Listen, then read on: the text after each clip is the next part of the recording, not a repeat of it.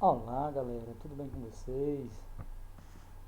Eu sou o professor Rogermo, professor de História, e vamos aqui iniciar nossa primeira aula de História com esse tema, Introdução aos Estudos de História, certo? Então assim, é, essa é uma aula de ensino fundamental, vem tudo alinhado à BNCC, de acordo com as competências e habilidades da BNCC, certo? E nós temos aí alguns pontos que iremos abordar durante essa aula para que você possa, de alguma forma, melhorar seus conhecimentos aí na relação de ensino com o professor. Nós vamos ver o que é história, qual o papel do historiador, o que é o objeto de estudo da história, qual a visão de história ao longo do tempo, o que são fatos históricos, o que são sujeitos históricos, o conceito de cultura, tempo cronológico, o conceito de anacronismo, contagem dos séculos, tudo isso são temas que a gente vai tentar abordar de maneira bem rápida para que você possa, de alguma forma, tirar um pouco de proveito disso. Então, o conceito de história, gente, vem bem claro aí, ó. História é a ciência que estuda as ações humanas ao longo do tempo. O trabalho do historiador inclui uma análise minuciosa dos documentos que pertencem, que permitem o estudo do passado e as mudanças e permanências ocorridas nas sociedades humanas ao longo do tempo. Então veja que o historiador tem um papel super importante dentro dessas ciências, né? Então assim, a história na verdade é vista como procura, ou seja, o historiador acaba sendo aí como se fosse um detetive que esmiuncia, ou seja, procura bastante os fatos e analisa para poder dar confiabilidade nos registros que são considerados registros históricos. A história é uma ciência que foi criada na Grécia Antiga e tem aí como seu principal criador, que é considerado o pai da história, Heródoto, né, que é um historiador da Grécia Antiga. E na verdade, aí, como eu já disse, o historiador acaba sendo um investigador que o seu trabalho é esse, é dar é, sentido aos registros históricos para que possa ser repassado de geração em geração como documentos confiáveis, ok? Ao longo do tempo, a história foi tendo aí algumas mudanças no seu modo de vista, na forma como é tratada a história, certo? Na história tradicional aí do século de 1800, ou seja, no século XIX, início do século XIX, tinha aí como seu principal teórico, que era o idealizador dessa tendência tradicional da história, Fustel de Coulanges, um francês, e ele entendia que a história deveria ser vista como um registro é, sem muita necessidade de análise, de investigação, certo? Então, para Fustel de Coulanges, ele entende que a história deveria ser apenas narrada, não há necessidade de muitas reflexões e críticas a respeito dos fatos históricos. É tanto que ele diz que os fatos históricos falam por si mesmos, certo? É uma citação de Fustel de Coulanges. E aí, nós temos na escola nova, ou seja, na história moderna, um pouco mais é, baseada no escolanovismo, a história nova visa, vem aí como principal teórico, dois teóricos que a gente traz para falar um pouquinho para vocês, que são Marc Bloch, também um francês historiador, né, ele é um dos fundadores da Escola dos Análises, aí não adianta eu estar falando isso para vocês, porque a Escola dos Análises é uma tendência de estudos lá, mais ou menos baseado na época do grande renascimento na história, em todas as ciências, e que eles defendem que a história deveria ser vista de uma forma mais crítica e mais participativa e sem ser apenas narrada, né?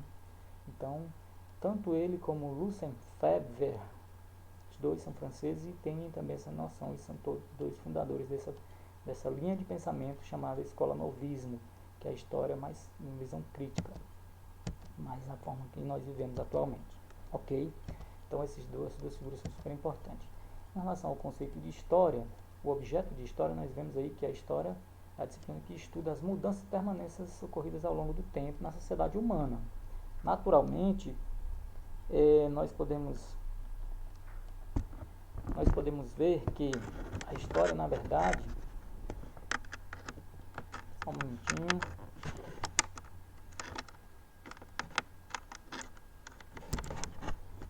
que a história, na verdade, o objeto de história são todas as relações humanas, algo que permanece ou mudanças que acontecem que envolvem relações humanas é objeto do estudo da história.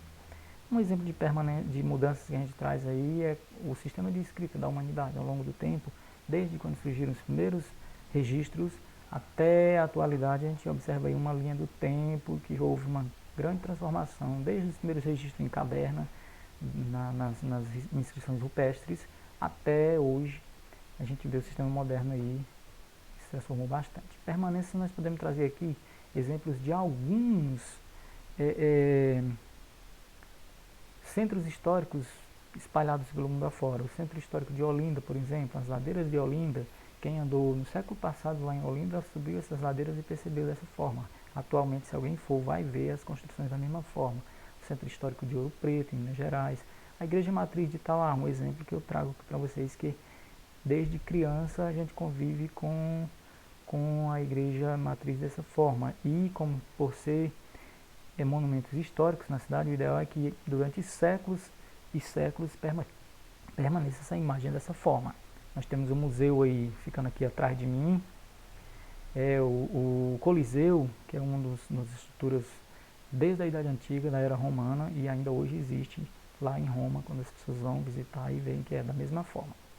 Nós temos aí as fontes históricas. As fontes históricas podem ser escritas, né? Aqui trago vários exemplos de fontes de histórias escritas, as escrituras do teste, os documentos, o registro, livros de ata, tudo isso pode ser fontes de histórias escritas. Fontes orais pode ser o quê? Uma entrevista com um idoso, um filme, uma letra de uma música, uma entrevista com uma pessoa mais experiente, tudo isso são consideradas fontes históricas orais.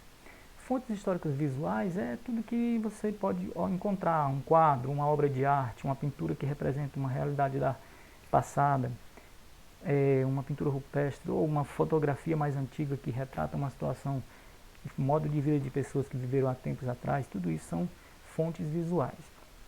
Os sujeitos históricos, pessoal, são todas as pessoas que se envolvem. No caso aqui, pode ser individual ou coletivo, por exemplo, uma autoridade, um estudante, um morador de rua, e coletivo pode ser o quê? Um operário, um sindicalista, um trabalhador rural, ou escravos, seja movimentos sociais por luta por melhores reconhecimentos sociais, tudo isso são considerados sujeitos históricos. Aqui nós trazemos uma imagem de um imperador, uma imagem de uma professora, uma pessoa simples da nossa história, Patativa da Saré, muito famoso, conhecido mundialmente. E nós temos aqui, por exemplo, movimentos de jovens estudantes, que também pode ser uma forma de se fazer história. Então, todos que se envolvem socialmente são considerados seres humanos históricos. Conceito de cultura, gente. Cultura, diz aqui, cultura pode ser definido como uma rede de significados que dão sentido ao mundo que cerca o indivíduo, ou seja, a sociedade. Essa rede engloba um conjunto de diversos aspectos, como crenças, valores, cultura, religião, moral, leis, tudo que rege uma sociedade é considerada a cultura de uma sociedade, certo? E aí, de acordo com, nós podemos ver que a cultura pode ser a cultura imaterial, não palpável, que é aquilo que a gente precisa conviver para perceber e sentir, conhecer, que é os gostos, das crenças, a culinária de uma região, isso faz parte da cultura imaterial. E a cultura material é aquilo que é palpável, que é possível você chegar em uma região e já perceber. Os trajes de um vaqueiro, por exemplo, aqui no Nordeste, a cuia de chimarrão no Sul é um exemplo bem claro.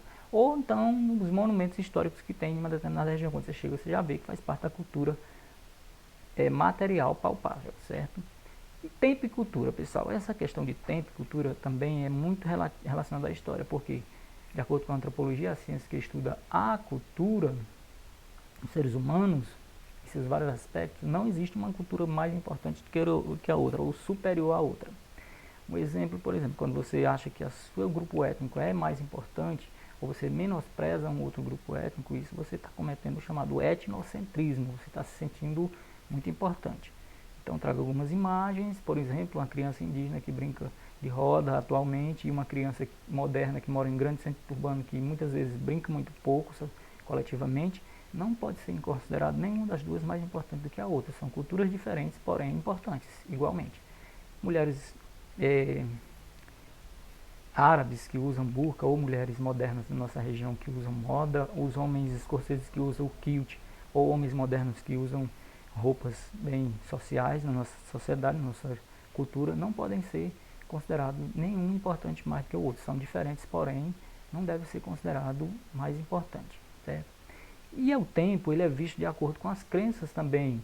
Nós temos aqui um exemplo de tempo cronológico visto em diferentes religiões. Por exemplo, o calendário judaico, ele tem como referência o ano 1, aqui no início dessa linha do calendário judaico, como a criação do mundo hebreu. Enquanto que o povo que segue o calendário cristão, gregoriano cristão, tem como referência o nascimento de Cristo, o ano 1. Já os povos muçulmanos, o calendário muçulmano, eles têm como referência a fuga de Maomé de Meca para Medina, certo? Então, assim, essa forma de ver o tempo está relacionado com as crenças também, com as culturas, então isso deve ser considerado. E aí, pessoal, uma forma de melhorar a compreensão de tudo isso, lógico, naturalmente, os historiadores dividem esse tempo desde o início dos seres humanos até a sociedade moderna atual que a gente está vivendo em períodos. Isso são divisões mais simbólicas, não é uma divisão rígida, é mais só para facilitar a compreensão de tudo isso e facilitar também os estudos para quem estuda história. Todos nós somos estudantes de história naturalmente.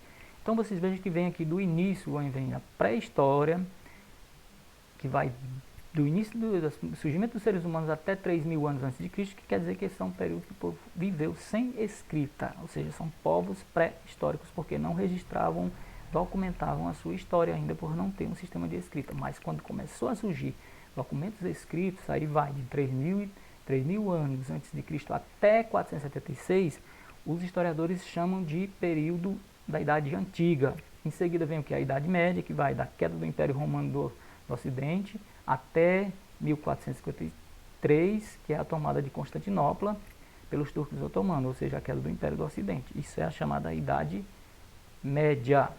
A Idade Moderna vai aí de 1453 até a Revolução Francesa, que foi em 1789. Então, assim, esse período aí é chamado de Idade Moderna. E, por último, no finalzinho aqui, a nossa idade, que é a Idade Contemporânea, que vem da Revolução Francesa até a atualidade na nossa era, né? E, naturalmente, só para compreender um pouco mais, trago essa tela que é exatamente descrevendo isso que eu acabei de falar nesse slide anterior. Pessoal, quando a gente não compreende muito bem essa divisão histórica, a gente acaba cometendo o chamado anacronismo. Aí diz, professor, mas o que é anacronismo? Anacronismo é quando a gente se refere a um fato histórico ou a uma personalidade histórica, atribuindo a um determinado período em que não condiz com a realidade. Ou seja, está escrito aqui bem direitinho. É quando conceitos, pessoas, objetos, pensamentos, eventos, vocábulos ou eventos são erroneamente utilizados para retratar uma época diferente daquela que verdadeiramente pertence. Por exemplo, se eu me referir aqui a um imperador romano falando que eles viveram e lutaram na Idade Média, eu estarei cometendo anacronismo porque os imperadores romanos viveram na Idade Antiga, né? Então, aqui eu trouxe algumas imagens só para mostrar um pouco de anacronismo na ficção e na arte. Por exemplo, nos filmes é possível ter anacronismo? Nas novelas, não é correto ter anacronismo em documentários, porque geralmente documentários são estudos orientados para explicar a história. Mas, por exemplo, em filmes, nós temos aqui uma imagem do Jurassic Park ou o Parque dos Dinossauros, que apresenta aqui dinossauros e seres humanos vivendo na mesma época.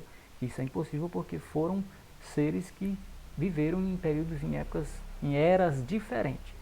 E temos um exemplo aqui quando a gente também se refere a uma tecnologia sem que ela tenha existido naquela época. Nós temos aqui umas figuras, tipo figura imperial da história brasileira, usando o celular, usando um notebook, um computador moderno, se essas tecnologias são da atualidade. Então aqui é um exemplo de anacronismo quando se refere a uso de tecnologias ou algum objeto. Em relação à contagem dos séculos, é importante que a gente entenda como é que eu calculo há quanto tempo aconteceu um determinado fato histórico. Isso é importantíssimo, viu? Que a gente consiga entender, principalmente no sexto ano, aí naturalmente, no sexto, sétimo, eu consigo compreender isso. Para os fatos históricos que acontecem antes de Cristo, você vai ter que sempre fazer uma continha de mais. Você vai pegar, somar, certo? o ano que se encontra na atualidade, ou seja, nós estamos em 2021 mais o ano que ocorreu o fato. Um exemplo aqui é o assassinato do imperador Júlio César, aconteceu 44 anos antes de Cristo. Professor, quanto tempo aconteceu isso? Então a gente faz o cálculo, pega o ano atual que nós estamos, 2021, mais o ano que aconteceu o fato, que é 44, faz a continha de mais e encontra o valor que dá 2065. Ou seja, quando você calcula isso, você encontra que esse fato histórico, professor, aconteceu 2065 anos atrás. E quando um fato histórico acontece depois de Cristo, isso é muito bom para nós que seguimos o calendário gregoriano cristão, que tem como referência o nascimento de Cristo, certo?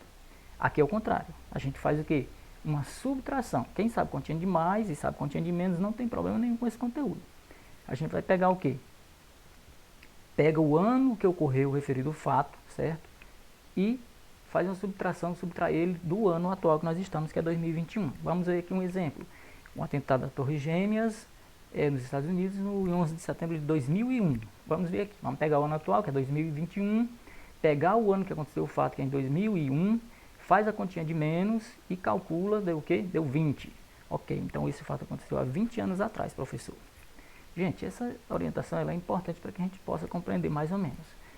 Professor, mas como é que eu consigo identificar séculos? É importante que vocês saibam que séculos é sempre identificado através de algarismos romanos. Sempre, quem tem dificuldade com algarismos romanos vai ter dificuldade para identificar séculos, identificar reis. Então essas coisas que são escritas com o uso de algarismos romanos é uma dificuldade para estudante. Mas vamos lá. Para anos que terminam com algarismos, com os dois últimos algarismos são zero, basta fazer o seguinte, elimina os dois últimos, que é zero, o restante que sobrar é o século que se refere àquele ano. Por exemplo, nós estamos aqui o ano 1200, elimina os dois zeros, sobrou 12, então nós estamos aqui se referindo ao século 12. Se eu tenho o ano 100, elimina os dois zeros, ficou 1, então vai ser o que? Século I.